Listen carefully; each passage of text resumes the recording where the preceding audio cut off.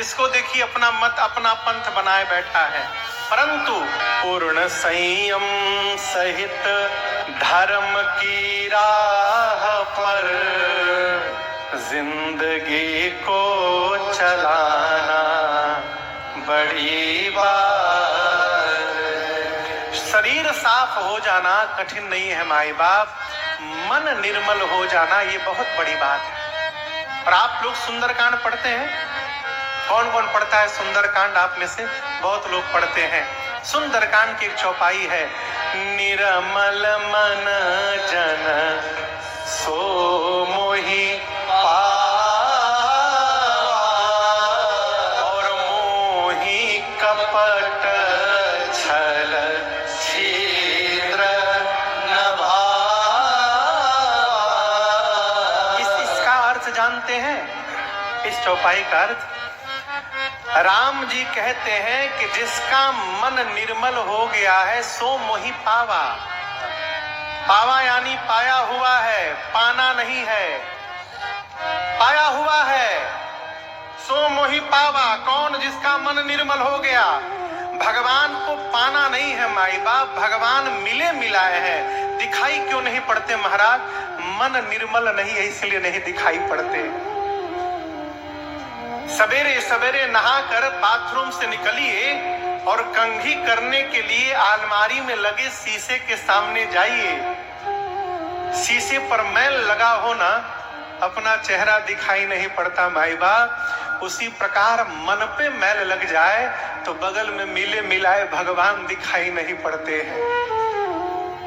मन निर्मल हो जाए, भगवान मिले हुए हैं। ये मन निर्मल कैसे होगा? मोहि कपट छल छिद्र नभा। इस कपट से और छल से मन निर्मल नहीं हो पा रहा है। बात समझ में आ रही है? ये कपट और छल क्या है? जो हम हैं वो दिखाई नहीं देना चाहते, जो दिखाई देना चाहते हैं उससे हमारा दूर दूर का संबंध नहीं है। यही कपट है और छल है। हो कपट मृग तुम छल कारी। मारीच बना। मारीच को रावण ने कहा कि चलो स्वर्ण का मृग बनना है। कैसे? हो कपट मृग तुम छलकारी। कपट भी करो छल भी करो। बन गया सोने का हिरण। क्या सोने का हिरण है वो? कहिए नहीं है। दिखाई जो दे रहा है वो है नहीं, और जो है वो दिखाई नहीं दे रहा है। यही कपट और छल है। इसी कपट और छल से भगवान दिखाई नहीं देते। जीव भगवान के मंदिर में भी जाकर माई बाप भगवान का चेहरा नहीं देखता, कपड़ा देखते रह जाता है, हार देखते रह जाता है, मुकुट देखते रह जाता है। देखना क्या चाहिए? भगवान की छवि को देखना चाहिए, उनको स्वरूप को देखना चाहिए है? ये कथा मन को निर्मल बनाती है। निर्मल यानी जो उभय प्रकार से पवित्र हो गया, ये निर्मलता। उभय यानी भीतर बाहर दोनों प्रकार से। उसको सुचिता कहते हैं, सुचिता संपन्न। गोस्वामी तुलसीदास जी महाराज कहते हैं, रामचरित मानस एहि नामा। आगे सुनिए, सुनत श्रवण पाइय विश्रामा। इस चरित्र को श्रवण करने मात्र से मन को विश्राम की प्राप्ति हो जाएगी। किसकी प्राप्ति हो जाएगी? कहिए विश्राम। विश्राम समझते हैं महाराज? हम तो रोज दोपहर में भोजन के बाद 1 घंटा विश्राम करते हैं। वो विश्राम नहीं है, वो आराम है। वो विश्राम नहीं है। अमृत के लिए देवताओं ने समुद्र का मंथन किया। देवता और दानव मिलके समुद्र मंथन किए। किसके लिए? देखिए आप लोग भी कहते रहिए, इसको अनुमोदन कहते हैं। मानस में लिखा है, कहाहि सुनहि अनुमोदन कर।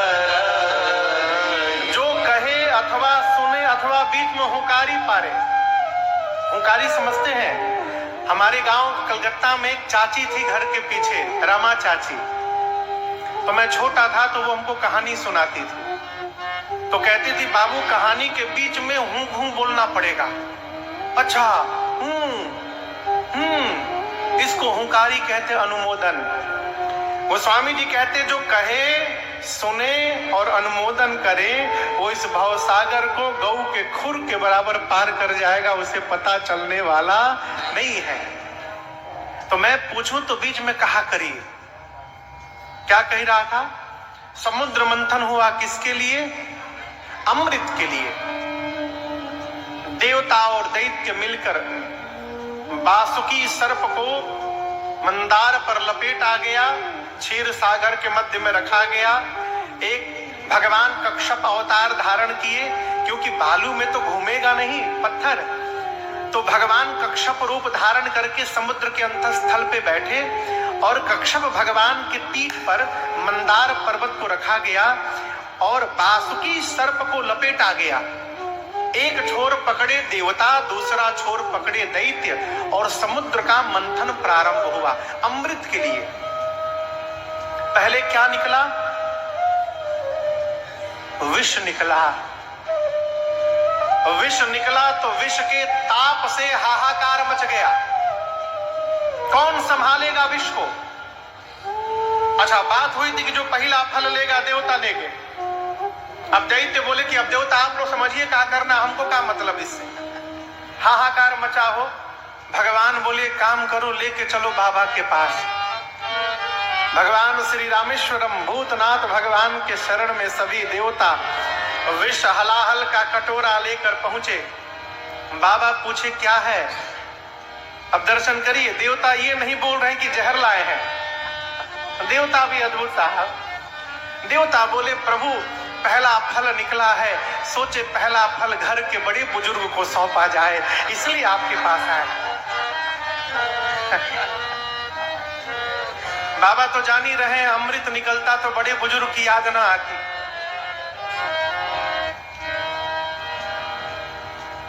बड़ा वही है माई बाप जो जानबूझकर घर के विष को पीने को तैयार हो जाए परिवार वालों का, वही घर का मालिक और मुखिया कहलाता है।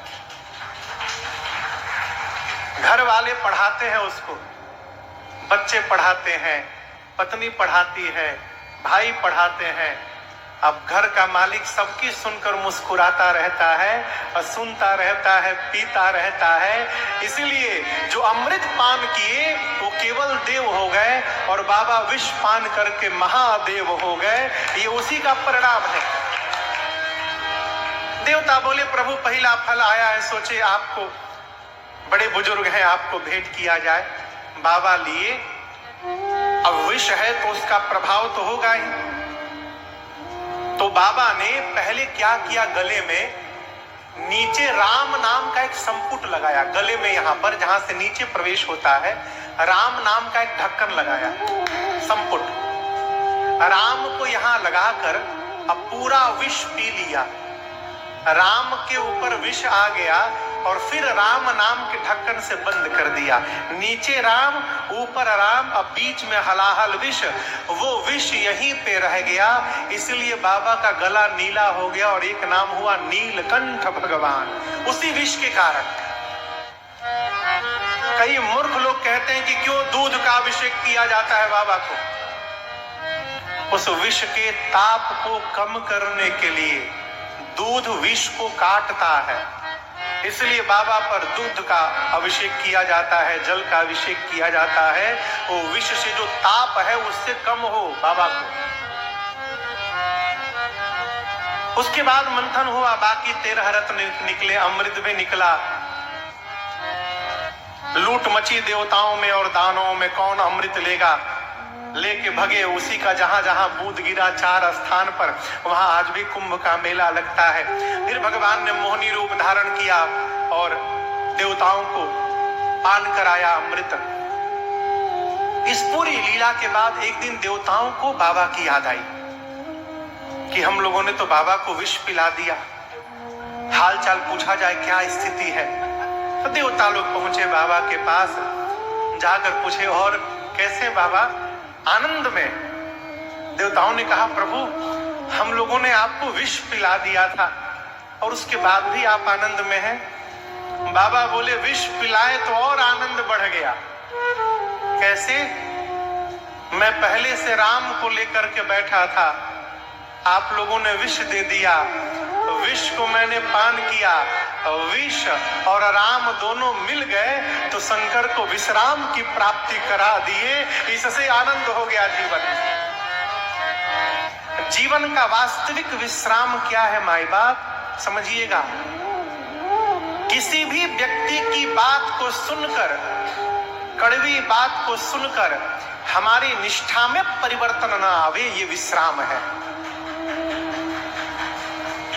हम राम के भक्त हैं तो कोई कितना भी कहे, भगवान श्री राम के चरणों की प्रति निष्ठा हमारी अडिग बनी रहे, ये विश्राम है। स्वधर्मे निधनम श्रेयम। जिस धर्म में जन्म मिला है उस धर्म के प्रति यदि सम्मान है और गौरव अनुभूति होती है जीवन में, यही विश्राम है जीवन का। और ये प्राप्त कैसे होगा? सुनत श्रवण पाए